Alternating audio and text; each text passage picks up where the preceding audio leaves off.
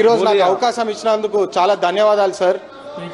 35 సంవత్సరాల క్రితము కాకా వెంకటస్వామి గారు అప్పుడు పెన్షన్ రిటైర్డ్ కార్మికులకు సింగరేణి కార్మికుల కోసం పెన్షన్ అని చెప్పి ఆలోచించి వారు పెన్షన్ ఇంట్రొడ్యూస్ చేసినారు సార్.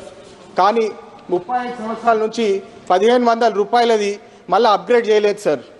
ఈరోజు న్యాయం కోసం ఒక పోరాటం జరుగుతుంది సార్. సింగరేణి కార్మికుడు తెలంగాణ ఉద్యమం కోసం పోరాడిన వ్యక్తి సార్.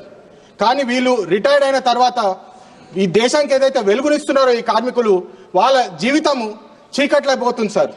1500 రూపాయలతోటి ఈరోజు ఒక రైస్ బ్యాగ్ కూడా రాదు సార్. ఒక బియ్యం సంచి కూడా 1500 రూపాయలకి రాదు. ఒక డాక్టర్ దగ్గర పోతే 1500 రూపాయలు సరిపోవు.